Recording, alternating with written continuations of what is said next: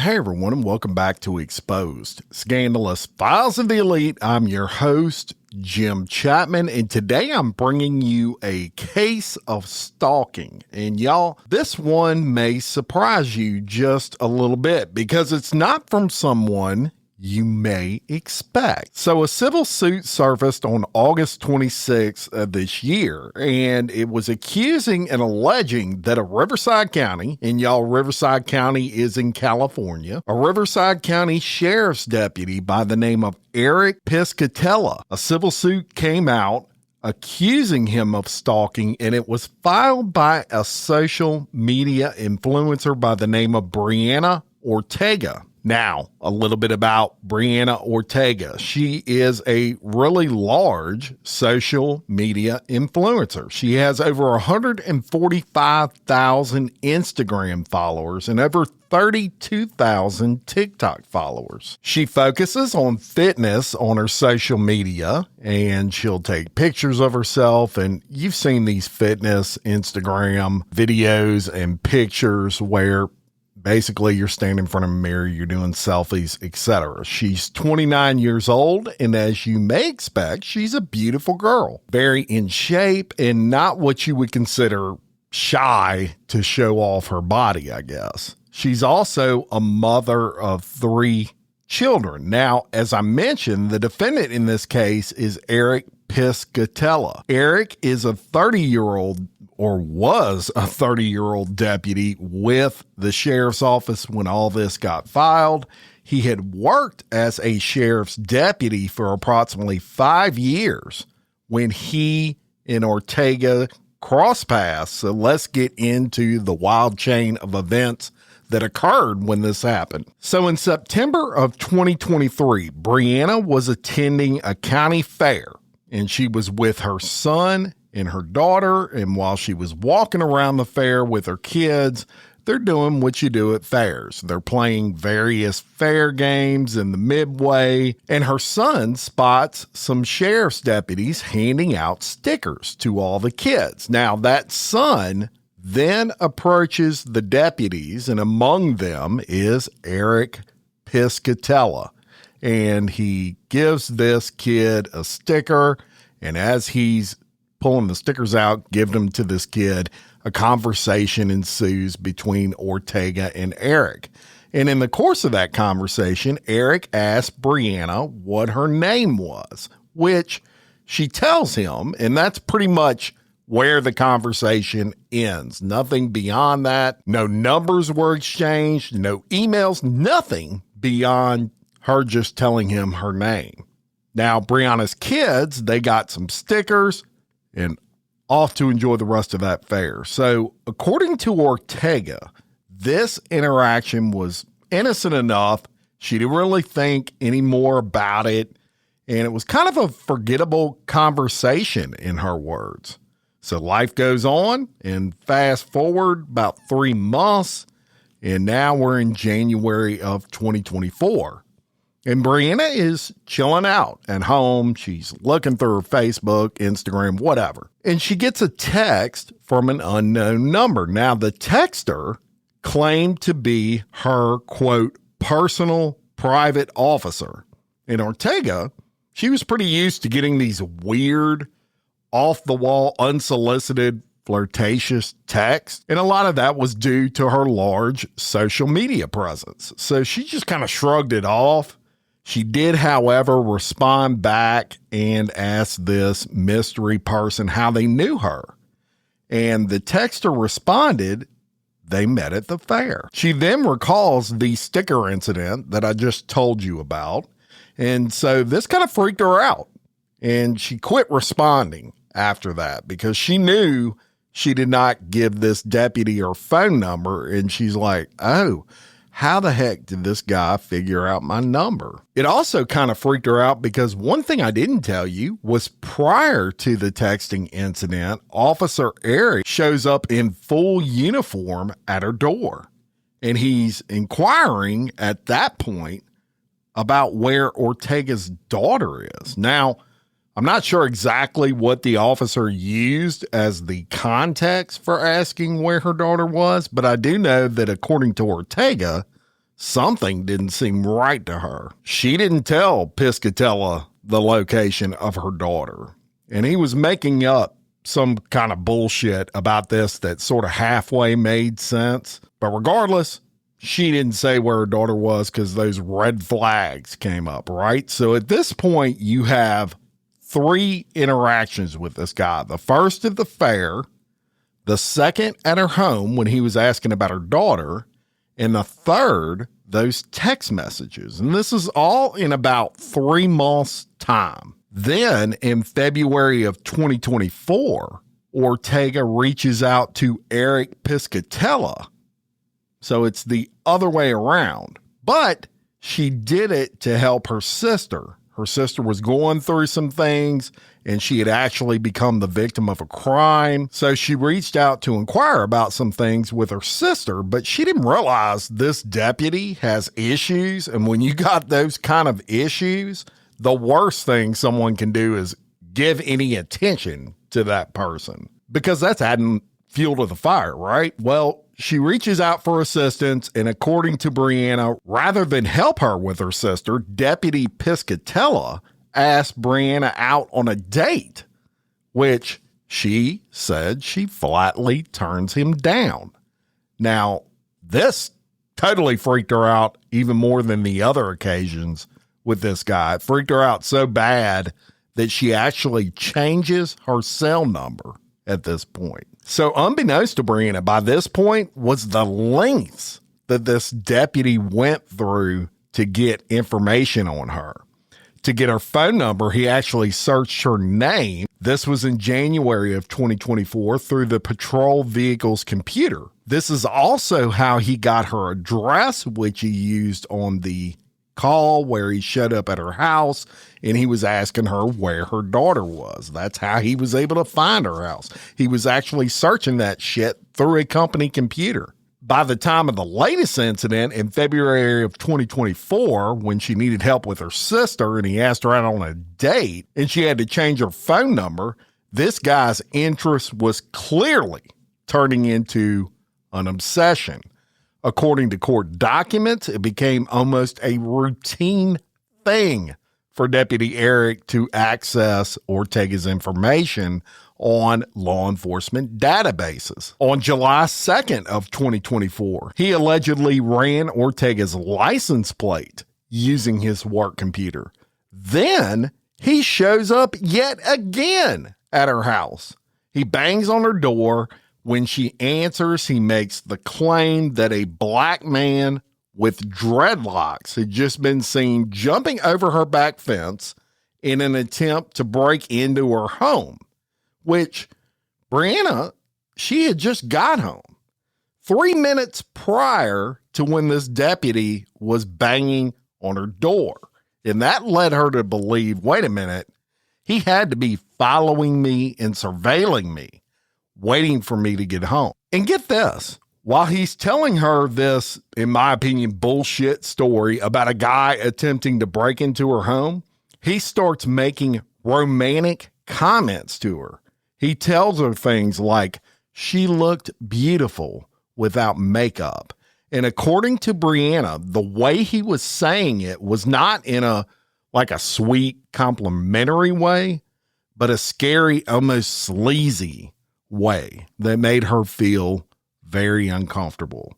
It was also during this interaction that he says he knew she changed her phone number, and he asked her what her new number was.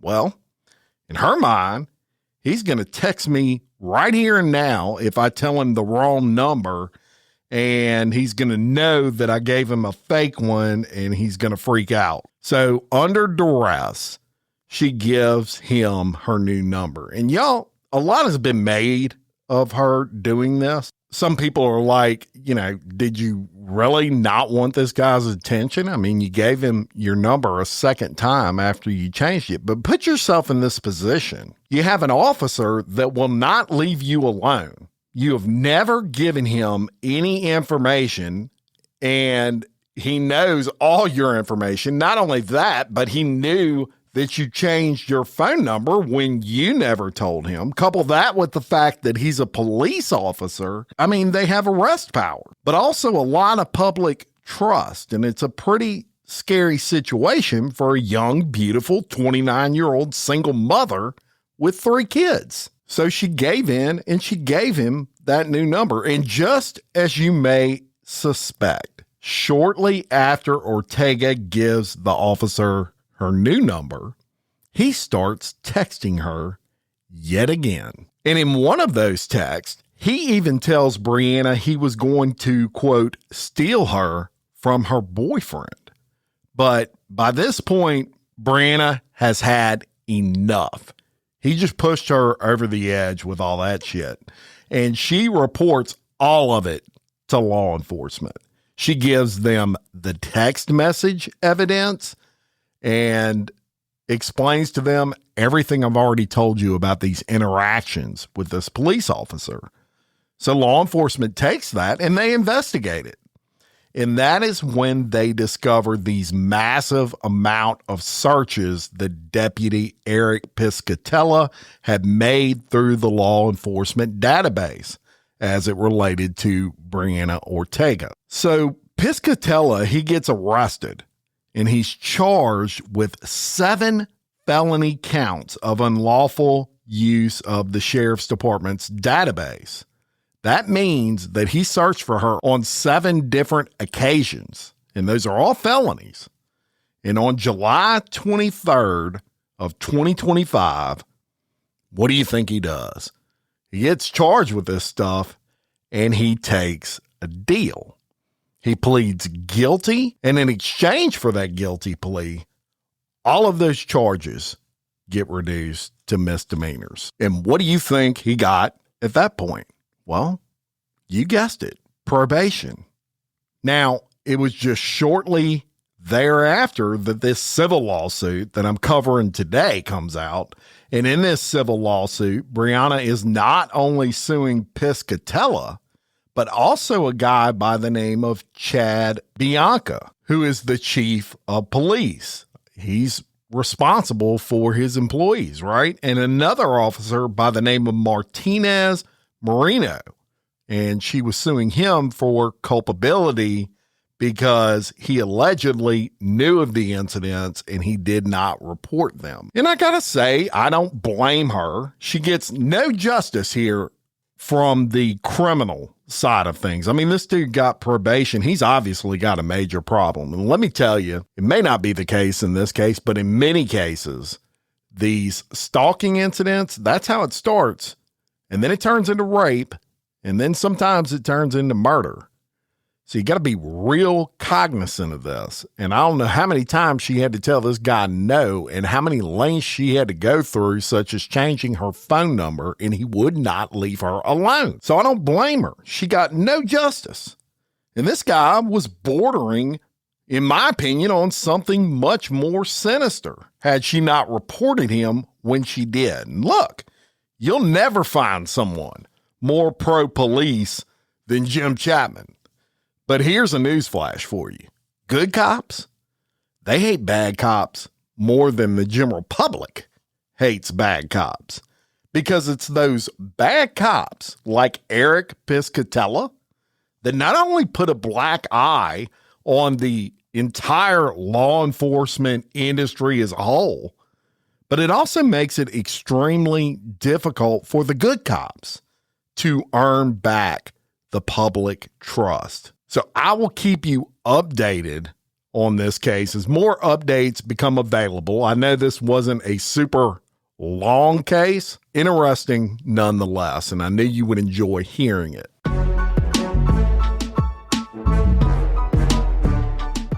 Jim, did you see what happened in Texas today? Wait, before you tell me that, let me tell you what happened in New York. It cannot be as crazy as the case I told you about yesterday in Louisiana. You know what? We should do a podcast about it. And with that, we did. CrimeWire Weekly covers the crime news headlines that have dominated the week. We cover trending crimes from all over the country and even sprinkle in a few globally. CrimeWire Weekly is available now wherever you listen to your podcasts. Simply by searching CrimeWire Weekly or clicking the link in the description of this podcast.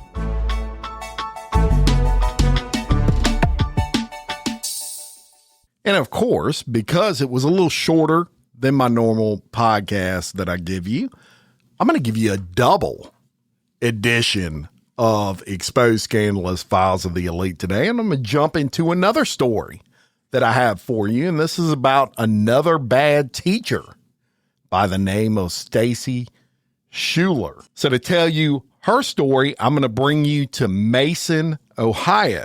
And I'm going to tell you about the exploits of former PE teacher and athletic trainer at Mason High School named Stacy Schuler, who in 2011 was convicted of 16 counts of sexual battery, including 3 counts of offenses involving underage persons. So let's get into it.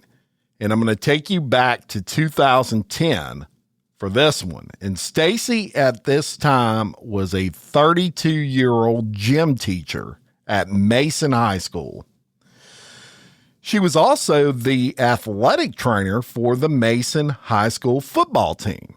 And that would play a key role in this case because remember, a key part of what enables these bad teachers to do what it is they do is the access to the students. And in this particular case, Stacy Schuler had an extreme amount of access, and we'll get into that. And Stacy was not new to teaching. She wasn't new to teaching at Mason High School. She had been employed at the school for 10 years when these allegations came down. So in January of 2011, Mason High School, they received notice that Stacy Schuler allegedly engaged in a sexual relationship with, get ready for it, 5 male students, football players at the school between August and December of 2010. Now, apparently one of the students came forward, and this student made claims against the teacher that were sexual in nature, and that launched the initial investigation. And as it happens in a lot of these cases with bad teachers, you get one complaint and then you start investigating, come to find out it's multiple people. No different here. So the investigation revealed text messages, alcohol consumption, a lot of sexual allegations. All of these things were brought to the forefront. Now, when this was originally reported, this case, as I said, involved that one student, and it was reported via anonymous tip.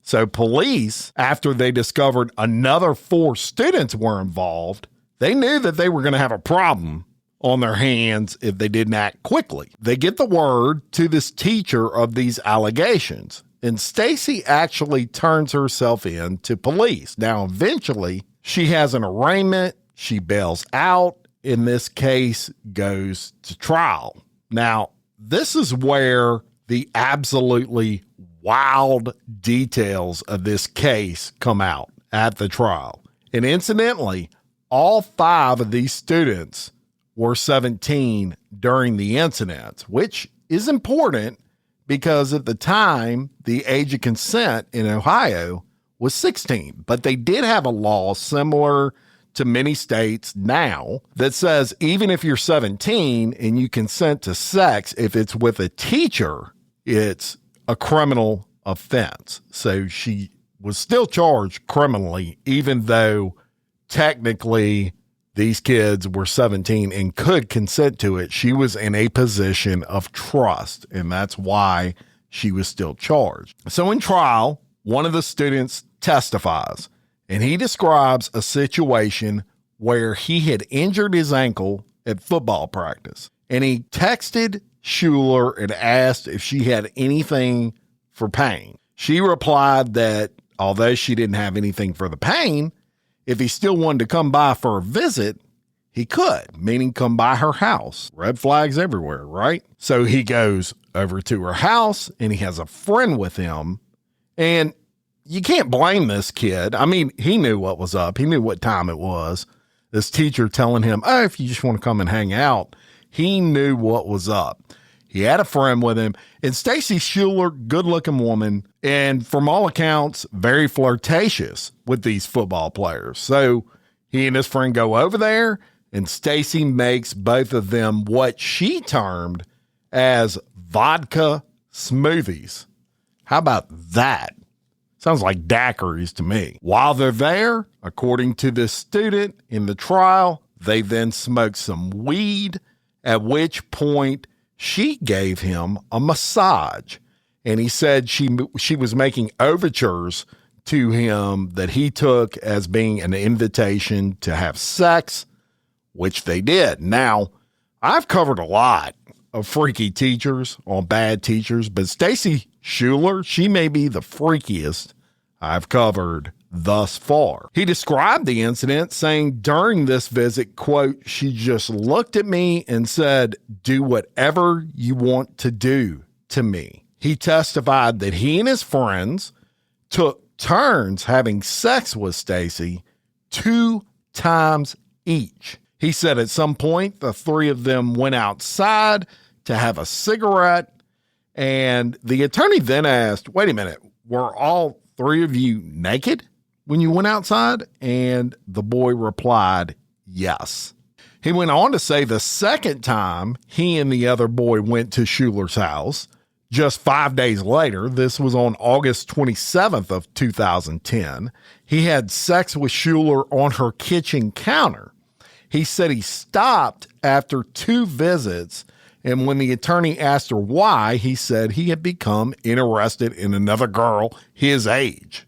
He said his friend, however, he went to Schuler's home 3 more times after that with other players. On one occasion, his buddy, another friend, and Schuler ended up having a bubble bath, and then the 3 had sex in the shower. And then again, at the same meeting, in Schuler's bedroom. It came out from yet another football player that she craved sex multiple times during a session, if you will.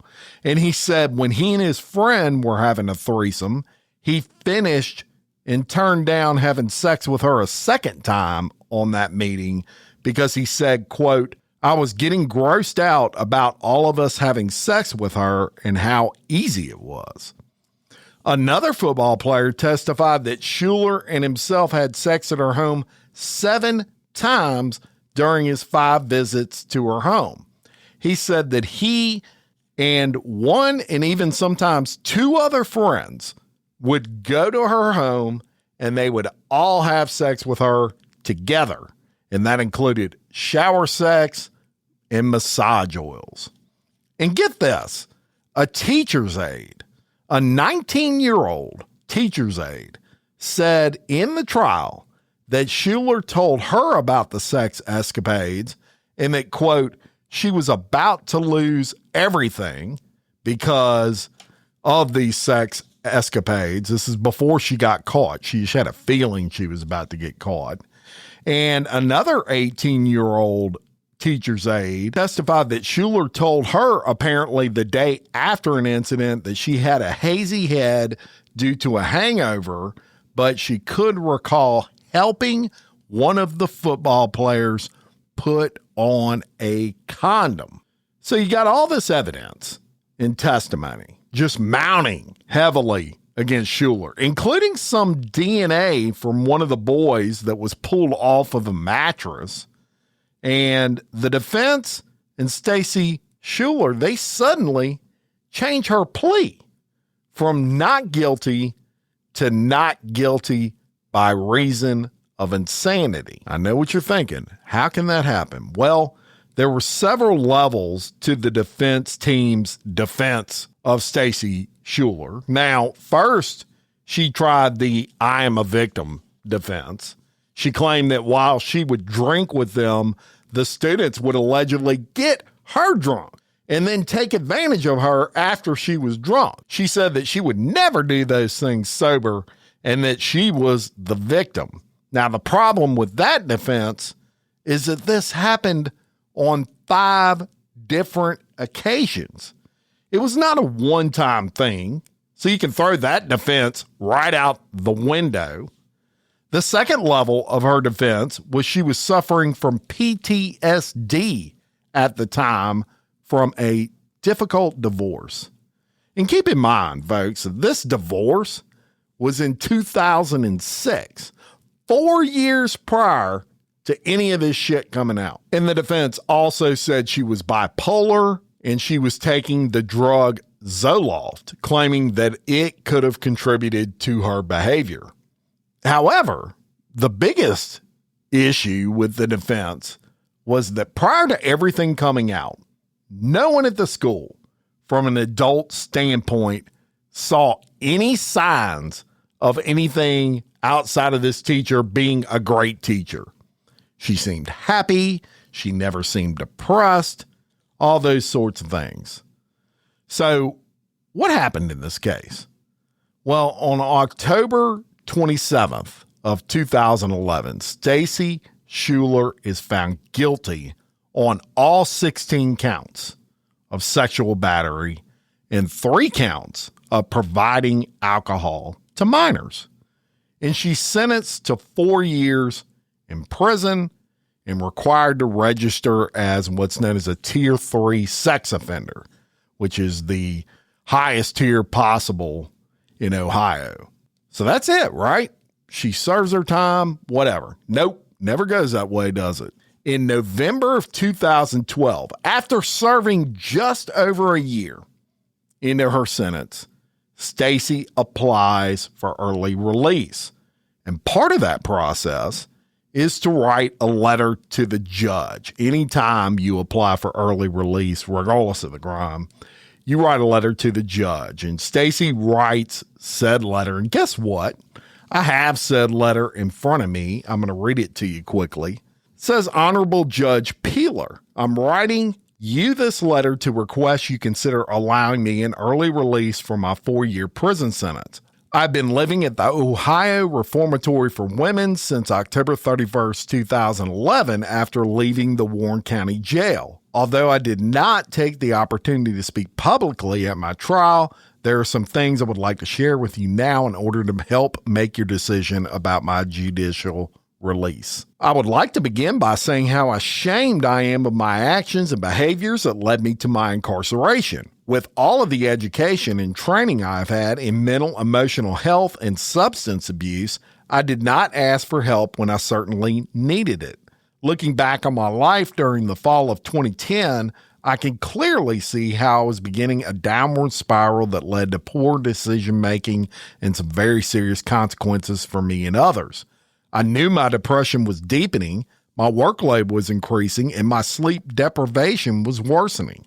Instead of turning to my family for support and knowing my place of employment was not a safe place to turn for help, I retreated into the safety of my solitude. Against my better judgment, I started down the slippery slope of drinking wine in the evenings to aid in sleeping instead of cutting back on my work hours, reducing my stress, and making time to see my doctor. I can clearly see how flawed my thinking was and how dangerous it was. At the time, I knew it wasn't the best decision to maintain a hectic lifestyle, but I rationalized that I would be able to handle it. I'd always pulled through before. Sadly, this was not the case this time. I was so broken down that I prayed to God to help me out of this mess that I've created with my selfish thinking. God knew I wasn't paying attention to my little hints to change, so it was going to take something big to get my attention. The situations I allowed myself to be involved in are inexcusable and could have been prevented had I only been willing to ask for help. I've always had a strong sense of morals and values and know the difference between right and wrong. Unfortunately, my decision to drink wine impaired my ability to make decisions, and I opened the door to compromise my beliefs. I've never been in trouble with the law before. I've always stayed true to my beliefs and maintained my strong faith and work ethic to be stable and a contributing member of society. I take my commitments and oaths seriously. I realize my choices and actions are not only an embarrassment to myself and my family, but also reflect poorly of my professions of educator and athletic trainer, as well as my place of employment. I also realize my choices and actions have caused harm to the 5 young men who came to my house, as well as their families and close friends.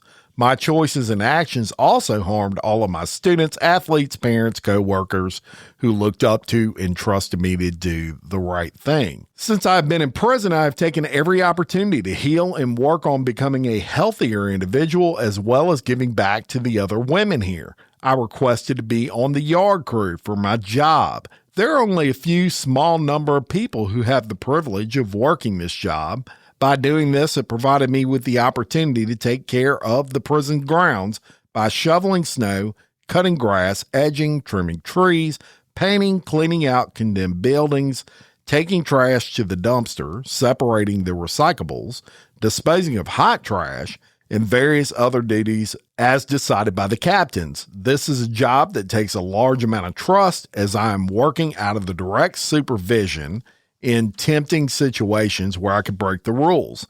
I take a lot of pride in keeping the prison grounds looking professional and clean for all of the inmates, workers, and visitors. Additionally, I work at Hale Cottage, where I live, as a tutor for women who are trying to pass pre-GED and GED tests. Since I've always been passionate about teaching and I value education, I was honored to be given this chance by the sergeant in Hale to assist these women in their goal to further their education. I've been specifically working on reading, writing, and mathematics, although women are starting science and history as well, a few of them. I applaud these women for being brave enough to acknowledge they need to better themselves and for trying to improve their lives through education. It is equally as rewarding for them as it is for them when they pass another section of their test. They come with genuine gratitude to thank me, but my reward is seeing the excitement in their eyes when they actually understand what we have been working on. They don't always get the personal attention in their classes and often get frustrated. When they come to me for help and make that commitment to take control of their lives, I'm reminded of how I will no longer make excuses for myself, and I will have the courage to ask for help when needed. Another area I've been able to assist is with the pre-release program. They're able to apply and be accepted into the program and have a separate dorm, special perks, and a variety of programs not available to other inmates, such as education, religion, wellness, vocational choices, etc. The mental health director for the prison contacted me to ask if I'd be willing to plan and implement a wellness class for 30 women in the wellness track. The next day, I gave her a syllabus, and we discussed my plan.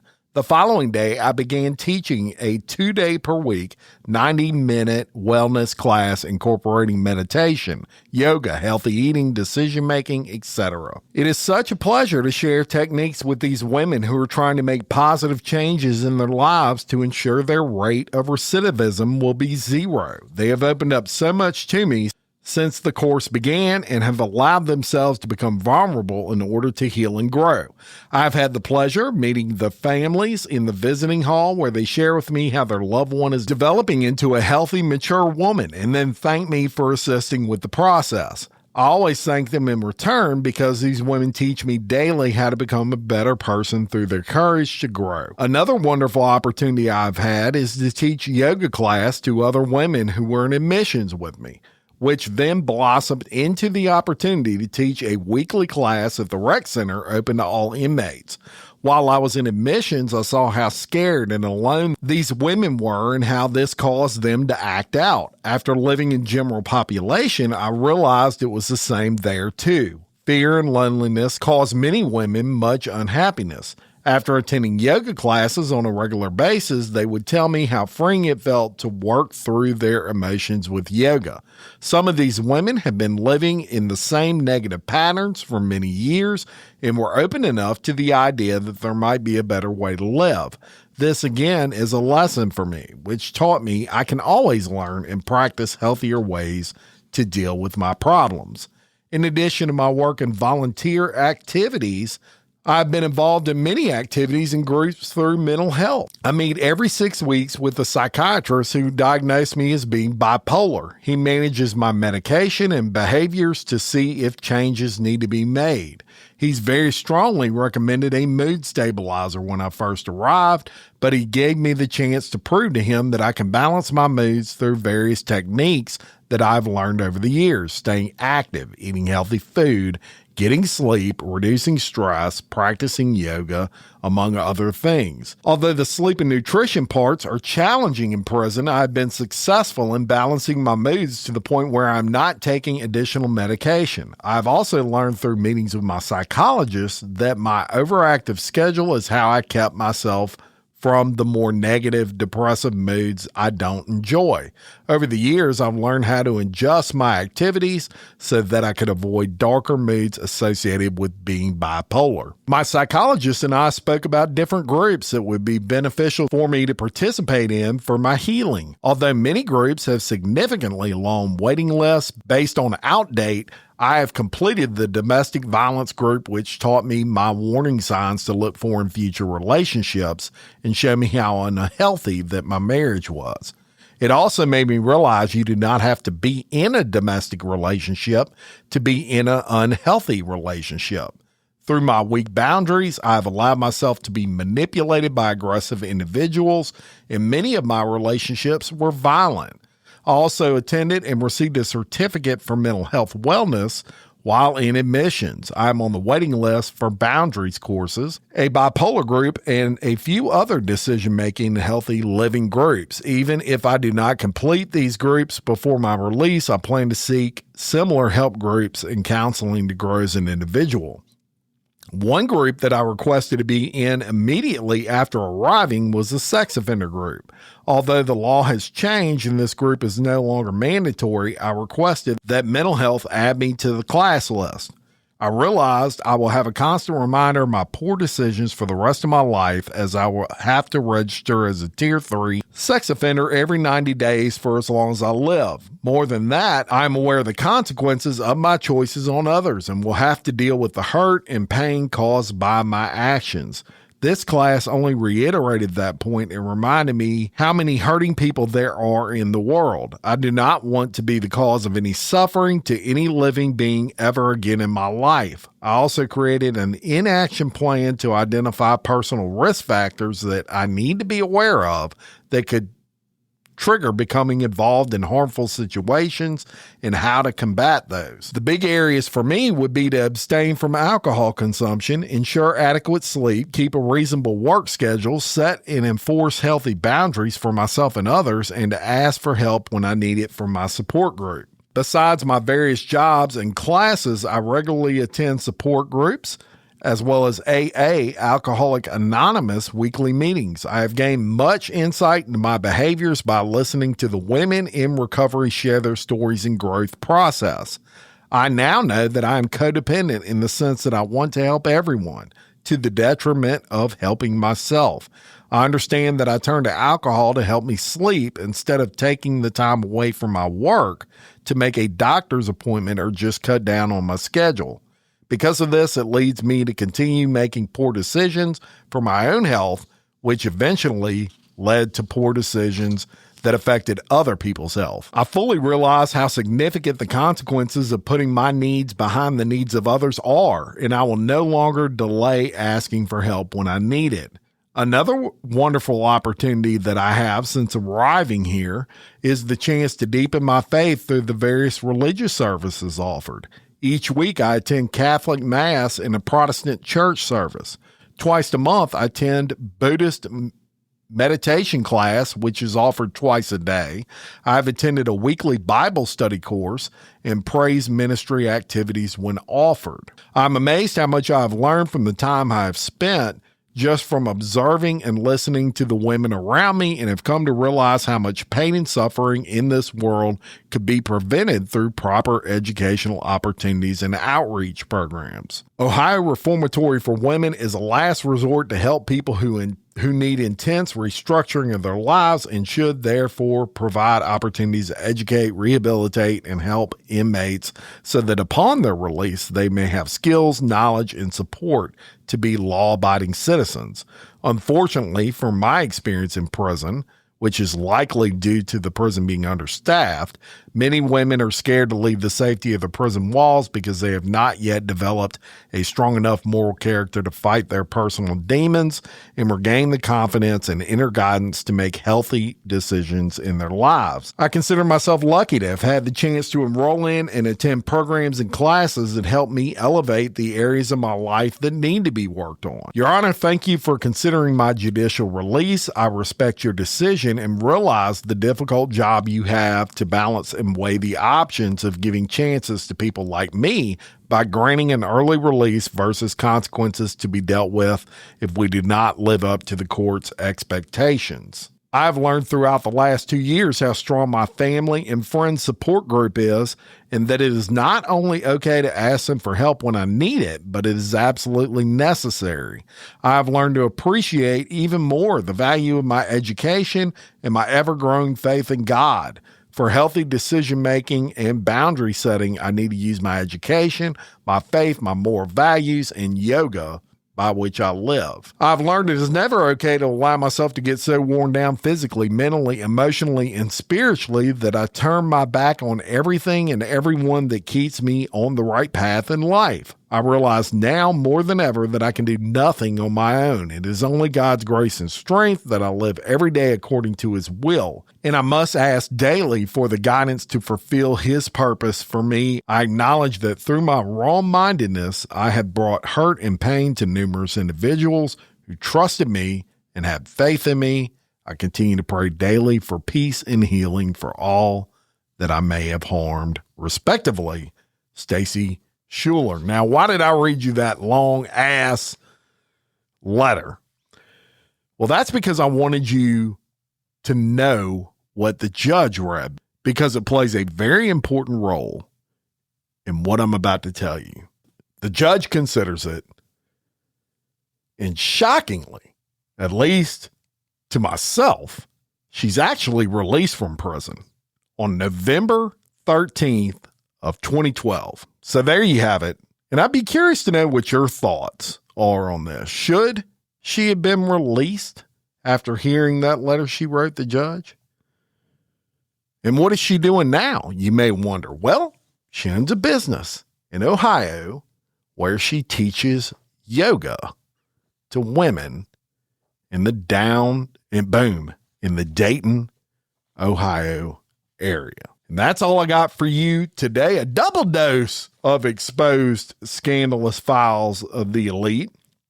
And a few quick announcements. First, please, if you have not left a review and you like what you're hearing with Exposed, I would love it if you could take a second and do so wherever you are listening. This really helps us more than you know. And check out Crime Wire Weekly, a podcast I do with award-winning podcaster Kelly Jennings. We discuss all the headlines of the week as it relates to crime from all over the United States, and even a few stories from around the globe. It drops every Friday, and you can find it wherever you're currently listening. Just search Crime Wire Weekly, or by clicking the link in the description of this podcast. And if you like to hear historic stories on the United States' largest maximum security prison, check out my podcast, Bloody Angola. It details the stories and history of one of the country's most notorious prisons, Louisiana State Penitentiary at Angola. And finally today, if you like what we bring to you with Exposed, please consider becoming a supporter on Patreon, folks. My Patreon supporters, I call them affectionately my celebrities. This show could not exist without them. The expense involved in the research and production of this podcast costs money, and it's these folks who make all of it possible. The benefits are great too. Commercial-free early releases, bonus episodes, quarterly gifts, all kinds of stuff, files of the cases that I talk about. Check us out, patreon.com/exposed podcast files. And until next time, for Exposed Scandalous Files of the Elite, I'm your host, Jim Chapman. Much love.